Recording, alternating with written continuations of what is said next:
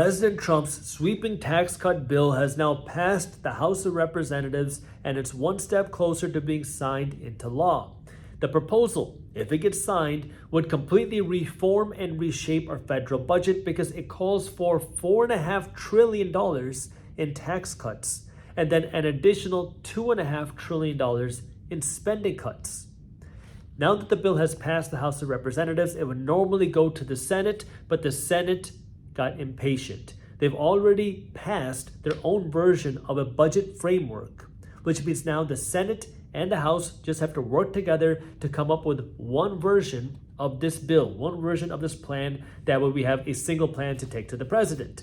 But the key points in this $4.5 trillion of tax cuts include, number one, extending the Tax Cuts and Jobs Act, which was passed in 2017, because it's set to expire in the end of 2025. If it does not get renewed, tax rates for pretty much all income earners would go up in 2026, but they want to renew these tax cuts.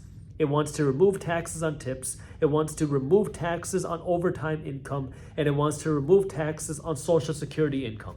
Now, I've already made a whole video explaining the tax cut proposal, so I'm not going to go over all of that again here, but if you want to watch that video, I will link it for you down in the description. But what's also interesting in these bills is the $2 trillion in spending cuts by the government, because, well, that's going to have a massive impact on our economy, which is one thing that I want to go over. Now, I want to remind you that all these changes happening in our economy, well, a lot of them are happening faster than expected, which is why on March 11th, I'm hosting a workshop where I'll be covering the changes happening through the Trump economic proposals, through DOGE, through tariffs, through technology, and how all of these changes create a unique investment opportunity for you. It's a completely free workshop. I'm doing it twice on March 11th, once in the morning at 10:30 a.m. Eastern Standard Time, and again in the evening at 8 p.m. Eastern Standard Time. So if you want to join, all you have to do is register, because there is a limited number of people that can join me live. So if you want to join, I have the link for you down in the description below. So let's talk about this for a second, because obviously running a balanced budget is not really a political thing.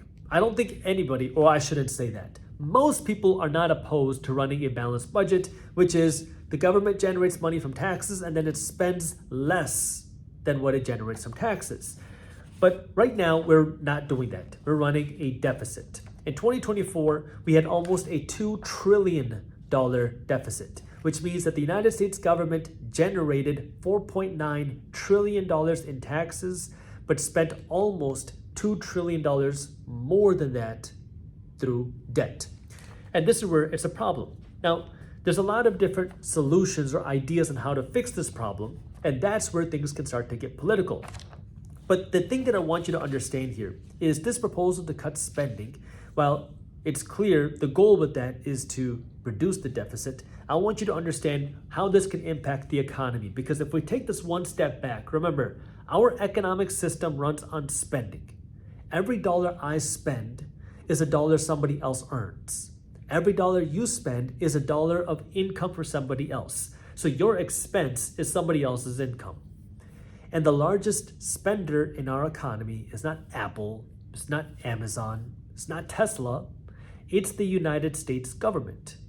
Remember, in 2024, the government spent the $4.9 trillion that it generated from taxes, plus almost $2 trillion more.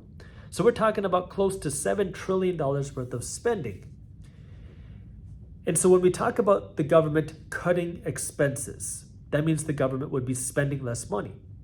And if the government is spending less money, it's good for a government budget side, because that means that there are less expenses in the government. But that also impacts the economy in a different way, because every dollar the government doesn't spend is a dollar that does not enter our economy. Because if the government starts to cut expenses, that could mean that they fire people. It could mean that they cut departments. It could mean that they cut funding. Well, all those things have an impact in the economy as well. But the flip side is if they don't cut those expenses, there's also an impact to that as well. And I want you to have a full 360 view of this, because unfortunately, there's a lot of emotion out there when it comes to government spending. And this is where it's very important for you to understand, how can the government cut expenses? Now, of course, just like anything else in a budget, in order to balance your budget, you can do one of two things. You can increase your income, or you can cut your expenses, or you can do both. Because right now the government's spending more than what they're bringing in. When it comes to increasing income, remember, the United States government has one source of income. It's tax dollars from taxpayers. And we have a huge tax cut proposal that is almost passed.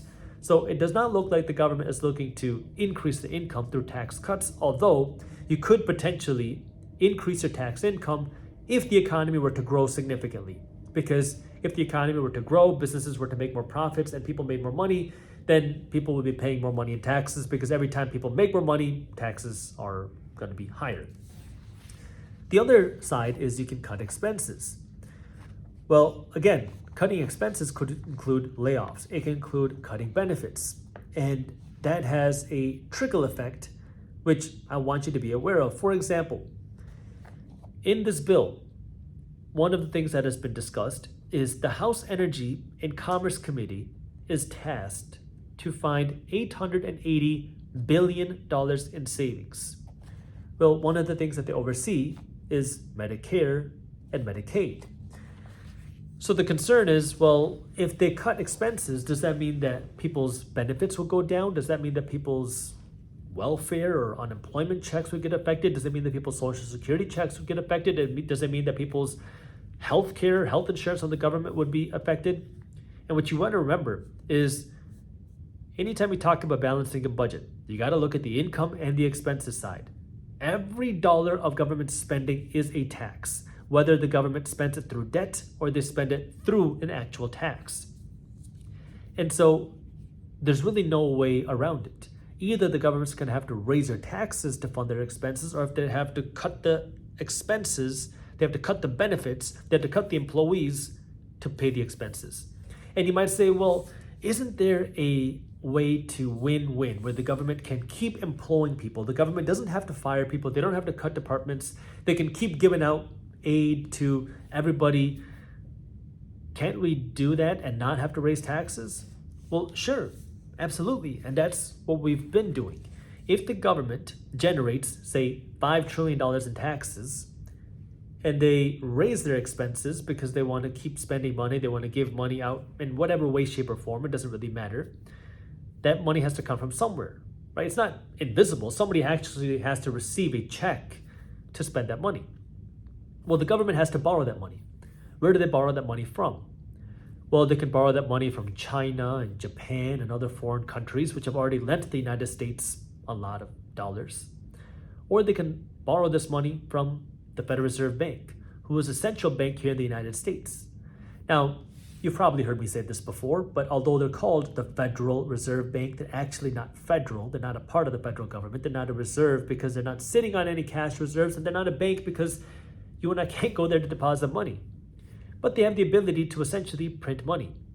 So the Federal Reserve Bank can create this money out of thin air and lend it to the United States government. And now the government has this money to go out and spend. They can continue to pay people's salaries. They can continue to fund whatever you want to fund.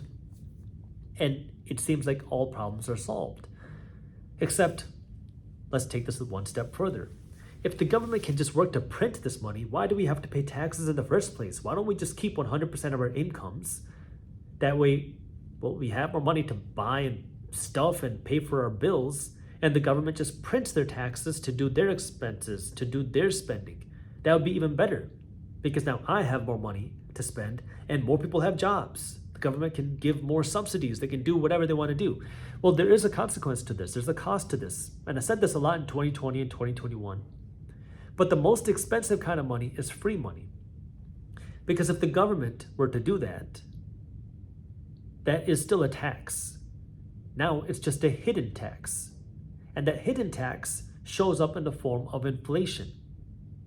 Because when you produce more of these dollars, which are not backed by any physical currency.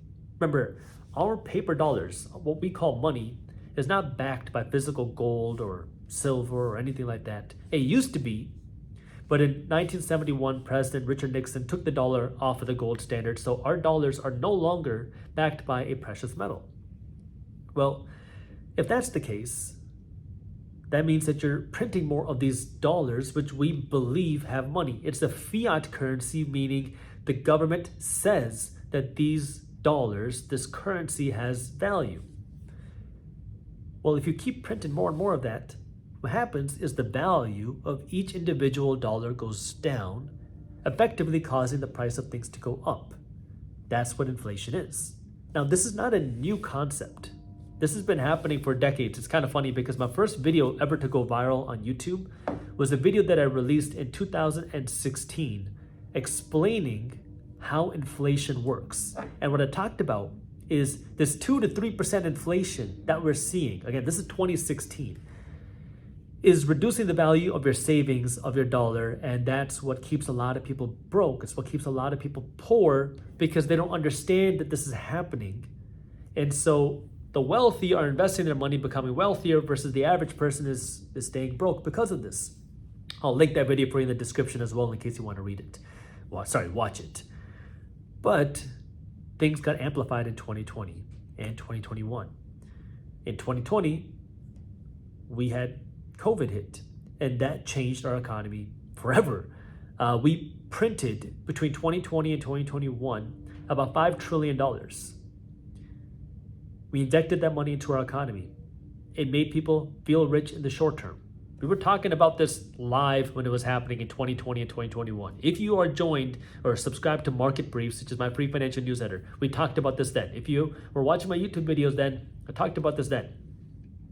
That money is going to make you feel rich, and it did in 2020 and 2021. People felt rich. You had stimulus checks, you had unemployment checks, you had PPP loans, you had grants. Everybody felt rich. And then people go and start spending the money. And a little while later, you start to realize that $1,000 isn't what $1,000 used to be because the value of the dollar goes down. So what is that? That is the hidden tax. But who's paying that price? It's consumers. All people are consumers. Rich people are consumers, middle class people are consumers, poor people are consumers. Every single person needs to eat, every single person buys clothes, every single person buys a car. I mean, everybody's a consumer.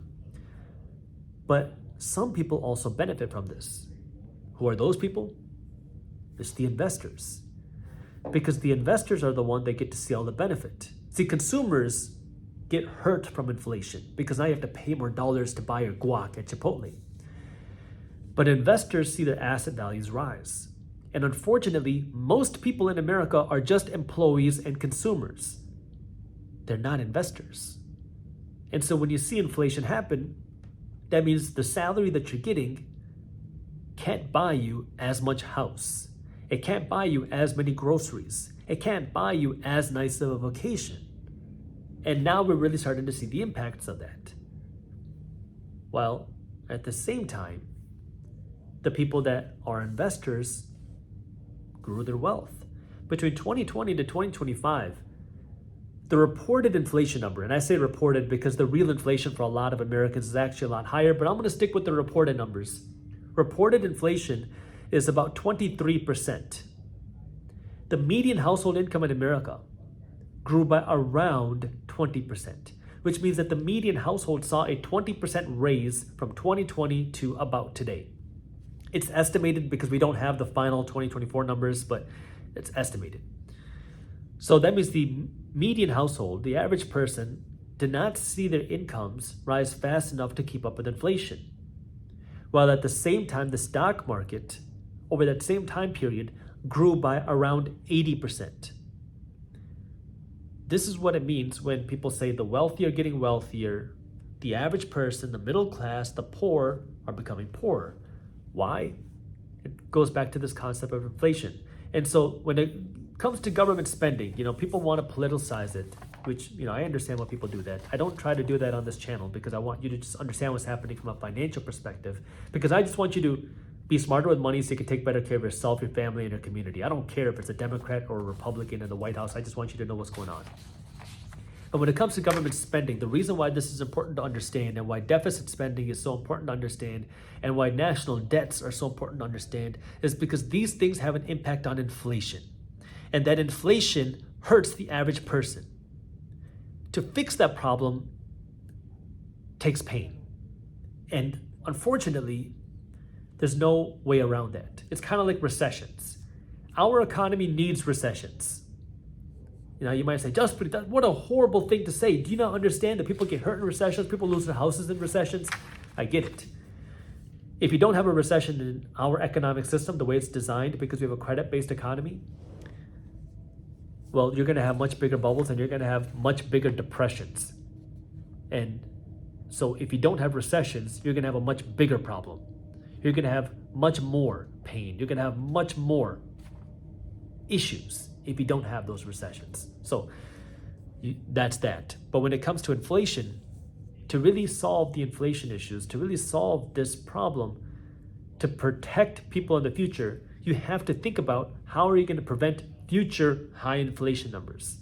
And if inflation comes from government spending, because all government spending is some form of tax, either that tax can be passed through Congress, or it can be a hidden tax, which is inflation. If you don't want the inflation, unfortunately, there's consequences to that.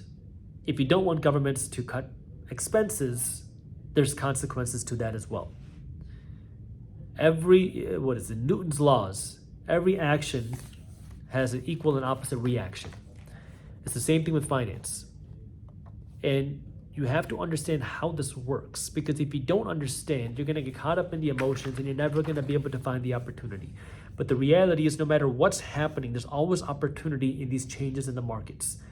And that's what every financially savvy investor is looking for. People want to get caught up in the politics. They want to get caught up in the emotion. They want to get caught up in arguments on Facebook and all that stuff. It's not going to help your bank account. I want you to understand what's happening so you can take better care of yourself, because the reality is you got to still pay for your groceries, and groceries are not getting cheaper. If that's the case, well, what do? Of course, you can work to earn more, but you can't out-earn inflation. This has been proven through time, not just through 2020, but through the last number of decades. The average person cannot. Some people can. If you have a very high-paying job, you've generally seen those people be able to out-earn inflation. CEO pays have out-earned inflation, but the average income, the median household, has not. But investors have, and anybody can be an investor. Our economic system is designed for investors to win. Hate it or love it, that's the way it works. And I say this not to offend you, I say this so you understand, because I didn't grow up learning this stuff. Our economic system is designed to benefit investors.